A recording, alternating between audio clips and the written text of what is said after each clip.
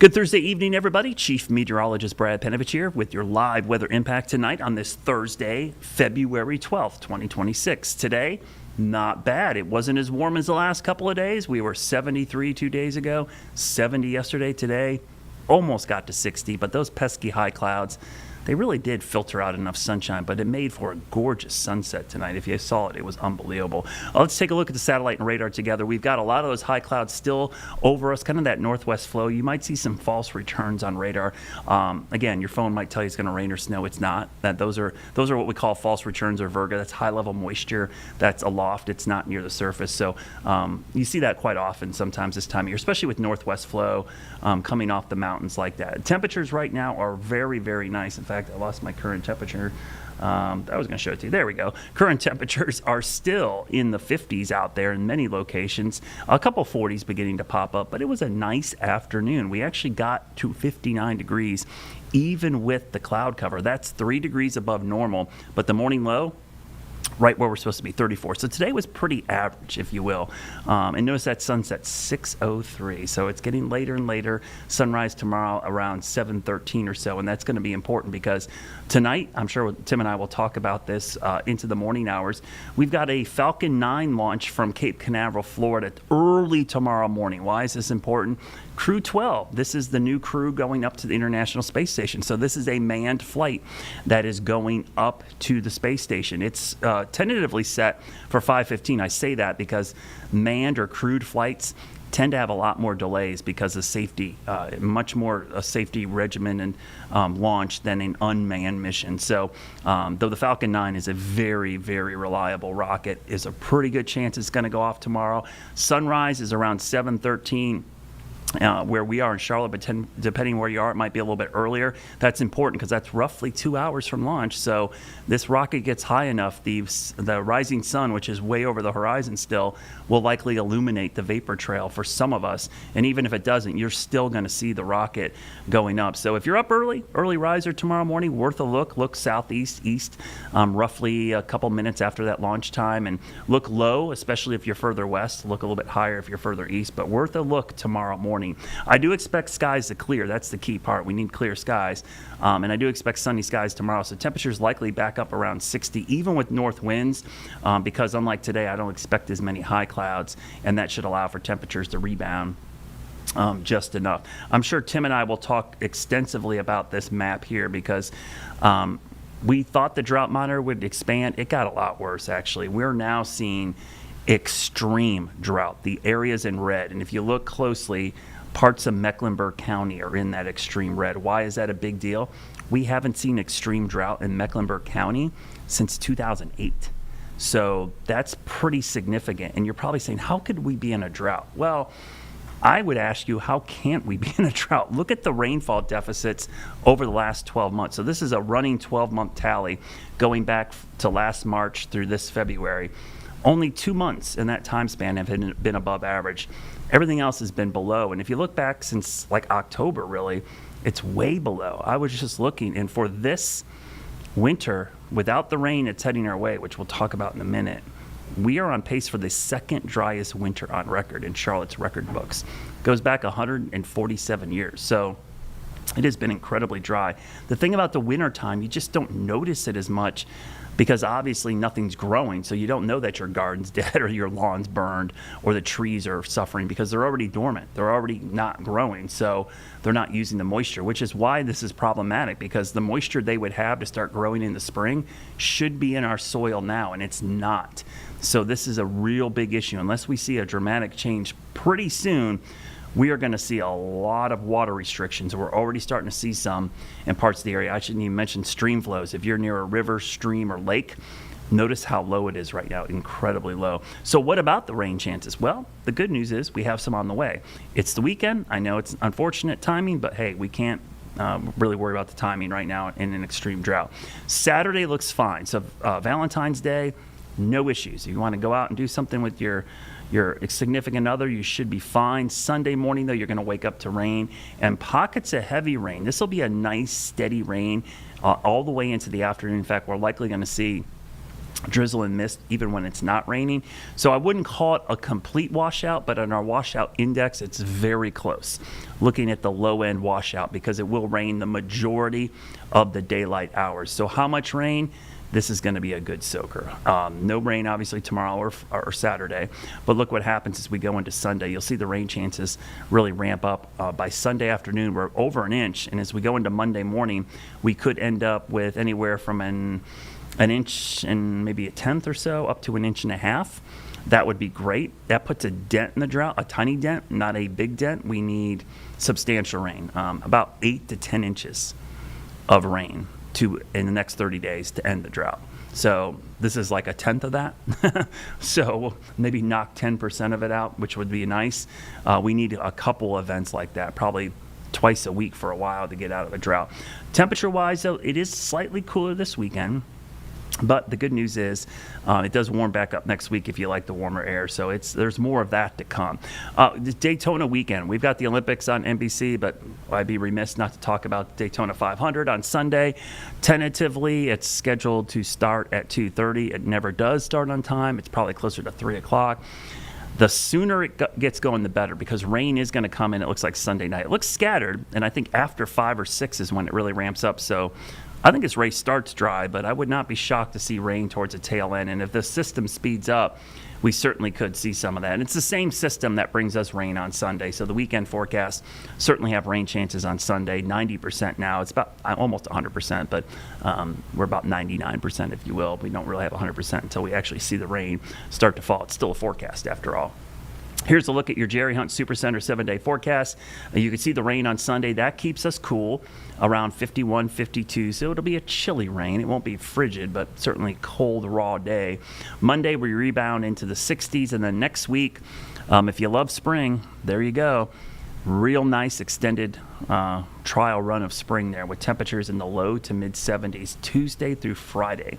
Just a great stretch, and possibly more rain by next Sunday. I'd love to see rain somewhere else in there, but if we could get another big storm next weekend, that would be great. I don't want to see it fall on the weekend all the time, but as I mentioned, we need the rain. So we're going to talk about the drought. We'll talk about Daytona 500. We'll talk about the gorgeous sunset we had tonight coming up with Tim Buckley from WFMY. That's coming up in 2 minutes, so stick around. We'll be right back.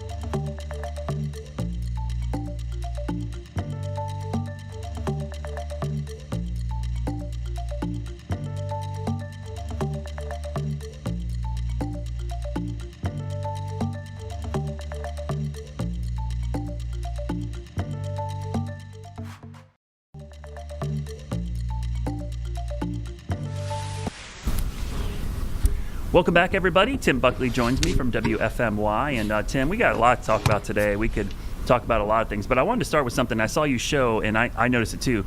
That was an amazing sunset tonight. It was absolutely gorgeous. Those high clouds, for whatever reason, the colors we had here were just unbelievable. Wow. So, it's interesting. You might have had a better view than I did personally. This was from one of our northern and western counties. This is Kathy sent me in that nice photo there. Maybe it looks similar in Charlotte. Greensboro and Burlington, it was a little dull. So it kind of just depended on, did you have a good canvas to reflect some of that sunlight onto? So what did it look like down there? It was very similar because that high cloud deck is over us, but to the south, where the southwest, where the sun sets, it was clear. So what happened is, like you saw in the Stokes County picture, we saw Lylesville. It's dark now, but the sun was undercutting the clouds, basically shining up from below, and it made for just spectacular colors. We had a lot of these orange. I mean, I was looking at we have a bank of monitors with all our cameras. I looked up right at like 6 o'clock when the sun went down. I'm like, oh my gosh, look at all this color. It looked like a painting. It was unbelievable. So it's that time of year, though, Tim, when we get these high cloud decks and the low sun angle and the 6 p.m. sunsets, it just seems like it's really the good sunset sunrise season. I enjoy it because this is when I'm most aware of what it's looking like outside. We work the 6 o'clock news. I'm always showing the weather cameras around the area, so I tend to notice what it looks like out there. And this is that time of year. And same thing for folks at home. That evening commute, where the sun is going to be, and if you're driving into it or how it's changing. This is that season of change right now, and that sunset time, we keep on harping on it. It is really changing pretty quickly, and certainly over the next couple of weeks, we're going to be seeing it change quite a bit as well. But 7 o'clock sunset's not that far away from us. Yeah, there's that whole weather meme about like some of the best cloud pictures come from like grocery store parking lots. And it's more about availability, Tim, than anything. It's not that grocery store parking lots are great places to view clouds. It's just, if you're going to the grocery store, you're probably going to see something if sunset happens at that time. And I feel like this time of year, if your commute coincides with the sunset, guess what's going to happen? You're going to see the sunset. Yeah. So, it really is about the time of day and what you're doing, because you're right. I never see sunrise. I actually don't. People laugh. I have a camera on my roof. And the reason I put that camera up there was specifically to catch the sunrise, because I knew I would never see it. So I would put it up there and have it record. And so if someone said, "Oh, did you see the sunrise?" I go, "No, but I'll go back and look at the video and go check it out." And I'm like, "Yeah, it was gorgeous." I'm glad I slept through that one. Nice. And hey, tomorrow morning, if you have it pointed in just the right way, maybe you'll get that Falcon 9 launch, the rocket launch off of Florida, which could catch a couple folks by surprise. Yeah, and it's a very interesting time. It's kind of right on the border of being super good, or it could be kind of a dud, because it's like almost exactly 2 hours before our sunrise. But obviously, if you go to the east, the sunrise is actually a little bit sooner. So folks along the coast might actually get more of the vapor trail illumination. And as it goes northeast, it's actually heading into the sun rising. So you might, at the tail end, it might brighten up as well. But either way, it's kind of cool, Tim, because these can catch you off guard a little bit, especially even after the rocket goes up. It's going to leave that vapor trail. We call it a non-elucid cloud. That might be visible once the sun starts to rise as well. So you might notice the cloud even well after the launch. And it's a unique launch because it's a crewed mission. Oftentimes these Falcon 9, the Starlinks, it's just satellites going up, and they launch these all the time. But the crewed ones, there's a little bit more of a safety threshold there. So the chance of this getting delayed are always a little bit higher, because there'll actually be astronauts on that rocket. Wouldn't be a bad thing for viewing if it were delayed like half an hour. Yeah. I think that would be nice. Might get a better view of those things. But yeah, the timing of the sunrise and the sunset is always super critical, like you point out, to maybe illuminate, like we were just talking about with the sunset. If you have clouds, you can kind of illuminate them or reflect on them pretty nicely. It's similar with these guys that put off that vapor trail. But these are getting routine enough that I think most people are able to identify it now as, oh yeah, that is probably one of those Florida rocket launches going on. Yeah, I think, I at least I hope so. Oftentimes you'll get people like, is that a comet or what's going on? I'm like, no, it's just a rocket launch. It's like, so it always blows somebody's mind when they see it for the first time. But once you see it once, you kind of know what it is. For sure. But yeah, I'm actually going to be up early tomorrow because I'm supposed to play golf. So I'll be up bright and early, so maybe I'll get a chance to see this one. And it could be pretty cool to see. We'll see. Just stay tuned, because as we just talked about, these sometimes get minor delays, and a minor delay might not be that bad. It might actually make it more visible tomorrow morning. And again, for everybody watching us, depending where you are, it's going to be low on the horizon, but obviously the further east you are, the higher up in the sky it is. The further west you go, the lower it is. So if you're back towards the mountains, this will be visible, but you got to look really close to the horizon. Whereas if you're at the coast, this might be about halfway up the horizon, so it might be a lot easier to see. And you think Florida, you think, oh, I've got to look really south, south, south. A lot of times it's a little more east than south. Yes. Because it's paralleling the coast for us. So think about, if you go to the beach or something like that, usually it's kind of paralleling the coastline. Yep. And that's kind of where you would want to be watching for tomorrow morning. So, if you're driving east on I-40 or I-85 or something like that, you might be looking into it early tomorrow. And that's when a lot of people will see these by surprise. Yeah, when you're driving straight into the sunrise. So, kind of look in that direction tomorrow would be great. We got to talk about this because it's Thursday, and I know you showed it. We actually hinted at it yesterday. Drought monitor came out today, and it was a lot worse than I expected. I guess I shouldn't be too surprised, Tim, but we have part of our viewing area, including Mecklenburg County, which is the county Charlotte is in, under extreme drought. And it's kind of shocking because we have not seen extreme drought in Mecklenburg County since 2008. So it has been a long time since we've seen that in our county. I actually had to look back because I'm like, well, when is the last time? I figured, it couldn't be that long ago. But yeah, sure enough, August of 2008 was the last time we had extreme drought in Mecklenburg County. And the reason those areas are in extreme drought, Tim, is if you read any discussions, and I looked at a couple of things, it's a lot of stream flows are really at like all-time record lows in those areas, which means there's very little surface water. And a lot of people are shrugging it off, or maybe saying, well, gosh, my yard is muddy. So what's the deal here? And that's something that, honestly, I remember we talked about, or you talked about, even before winter, predicting this is the reaction that when you get into winter, you have a rainy day, the ground is muddy, you think there's no way it can be a drought. Well, think about it. It's been super cold, so the ground is partially frozen in most of our area. So a lot of that water might sit on the top.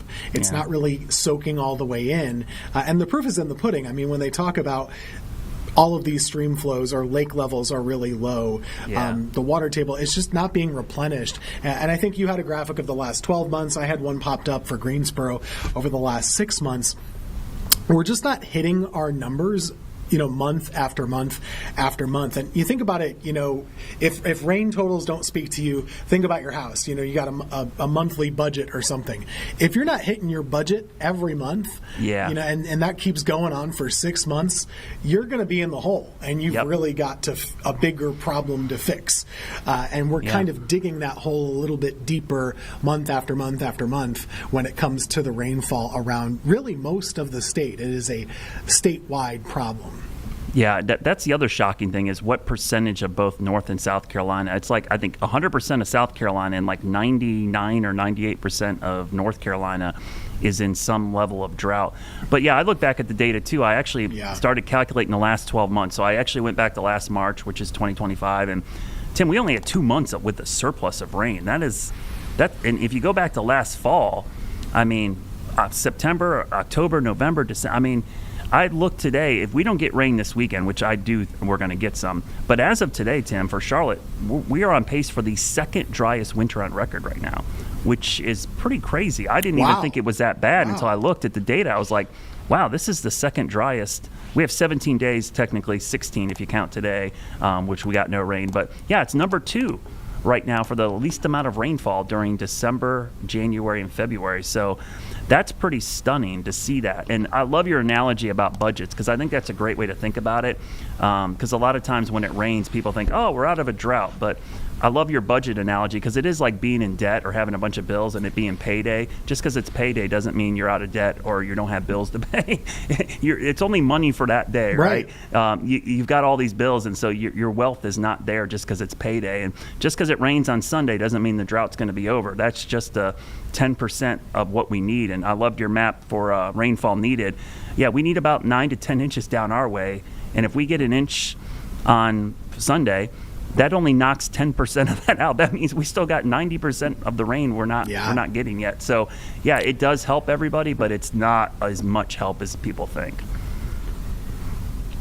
Yeah, so I guess you could say, we need a bunch of paychecks kind of all at once, or you need to kind of at least have an extra paycheck every month for a while, right? Sometimes you get those months with 3 paychecks. We need a second job, Tim. We need some of those.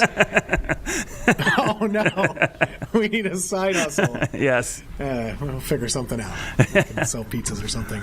Yeah. But yeah, it is not going to go away, and there's no way to fix it all at once. So we can't even try. What we'll just look for is eventually we will get some sort of weather pattern that sets up, but you just got to wait for that to happen. So in the meantime, there could be some tough growing pains out of this thing, especially once you get into the warmer season and springtime, and farmers trying to get their crops going, and the summertime as well.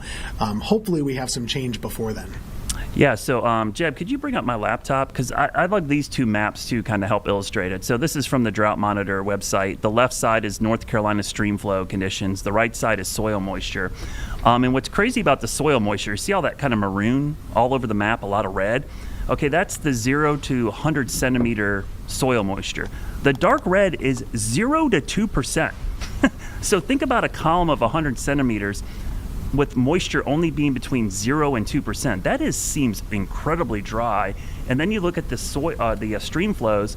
I mean, outside of a couple up towards the mountains and then up into Virginia, which is probably snow melt, to be honest, up that way, across the Piedmont, you're seeing a lot of low to much below stream flows. And I looked at the Rocky River, which is over in Cabarrus County. It's actually one of our flood-prone creeks and streams here. I think the record flood there is like 30 feet. Today I looked, it was at 0.13 feet, a tenth of a foot, which is crazy. It's got to be a trickle. And some of the area lakes as well are at really low levels, and that's the water supply for a lot of folks. So it's easy to go out and just look at mud on the surface of your lawn or your yard. But I think if you dug down a couple inches, you probably realize, wow, there's not much moisture there. And remember, the root zone for your trees and your plants are much deeper. So if there's not moisture down there, then when they start growing, Tim, we're going to have real problems. And just wait until your stuff starts growing, your lawn, that mud in the soil is going to be gone almost instantaneously because the grass will use it up like that. It's true, and that could start sooner rather than later. If we're favoring warmer than average weather toward the end of February, and who knows what March will bring? I certainly don't. But the next couple of weeks, it sure looks like we're going to be more above average than not. You can start to dry out that ground pretty quickly once you start stacking some of those 70-degree days, and kind of seems like that's where we're headed next week. Yeah, you throw in the wind, the dry weather. I mean, then we start worrying about wildfire, which is another drought indicator. So I think let's hope this changes, Tim. I don't want to get all doom and gloom, but I knew going into the winter when it was going to be a La Nina winter, I was like, oh, that's the worst, especially when you're in a drought already, because La Nina winters, while this has been weird for the cold and snow, they tend to be very dry like this. You tend to not get much moisture during a La Nina winter. Yeah, that's the strongest signal of a winter La Nina, at least in the Carolinas, is the fact that you don't usually end up getting a lot of rainfall. I did break this down a little bit just to kind of address some of our viewer questions that we kept getting around here. We got about 2 to 3 inches of sleet with some ice, and then we got about 10 inches or more of snow. Now, how much did that give us? It was 0.8 for the first storm, 0.4 for the second storm. That's not much rainfall. It's just about an inch over several weeks. And over the last month, basically around here, we've had about 1.5 inches of rain, and we typically see double that. So in that time frame, we've gotten worse in the drought, even with all the sleet and all the snow that's still melting out here. So there's really not much help when it comes to that system for us. And, we are going to be looking, though, at good rainfall as a possibility toward the end of the weekend. Now we've got a special guest, Mr. Jeb. You're excited about the rainfall this weekend? Brad has responsibilities to our more traditional newscast, so I'll be wrapping it up here with Tim. I'm not a meteorologist, but I do know rain. I do know snow. I notice droughts. So here to hear Tim break down what we're expecting this weekend. It's gonna be a wet one on Sunday. It's going to be a wet one on Sunday. And, Jeb, I think just, since you're here, we can kind of assess how this winter has been and something that you were off the last couple of days. How long have you been in Charlotte now? Has it been a couple of years or just your first or second we're coming up year? on 3 years now, Tim. So now I think I've seen it all. It took a while. All I needed was that big snow. I was going to... But now we've got it. We've made it happen.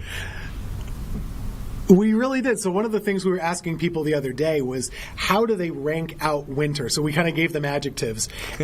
Mild, average, severe, or extreme, kind of to see where that would fall. We'll put you on the spot. How would you rank this out in terms of a Carolina winter by your standards? I feel like this has been extreme. It's funny you mentioned that because I was thinking about it. Let's remove the snow and the ice storm for a second here. I feel like the low temperatures have been lower and felt colder than in years prior. I feel like I'd like to go around and walk and be outside all the time, and I feel like I've had to bundle up every weekend when I'm trying to get out there, adding layers on layers. I was at the Carolina Ascent, the women's soccer team here on Saturday, and that was a 2 p.m. kick, and we needed multiple layers at 2 o'clock in the afternoon to get through the game. I feel like there was still snow on the field because it hadn't melted off. So I feel like this has been a considerably colder, drier, but colder winter altogether. How would you guys up in Green? And a lot of winters you're fine getting by with, just a hoodie is usually good enough most winter that's days. what I got a lot of winter accustomed days to. In the Carolinas. Right. So we had two ways to do this. We put the poll out to people, and a lot of people said moderate to severe. But then Brad and we actually have a website that kind of chronicles the winter with a bunch of data. Cold, how cold has it been? How snowy has it been? And it ranks it out as being, by our standards, severe to extreme. So you were kind of right on the money there, that this has been a little worse than usual. And certainly in your 3-year tenure in Charlotte, this has been the most impactful so far. So we'll see how it finishes out. We got a couple weeks left. Maybe we're around the corner here, but it's definitely been more wintry than usual. Absolutely. An homage to your Northeast roots. Yeah. Well, I got out of there for a reason, and I think right. Brad did too. And now we're back. Now we're so back. Ohio, You brought it with New York, you. and Took PA, a while, but it got here. Missouri. Anyway, it did. Well, thanks for pitching in here at the end, and we'll do more of this again tomorrow, I guess. Yep. I hope you guys get used to it. We'll do plenty more. Have a good night, everybody.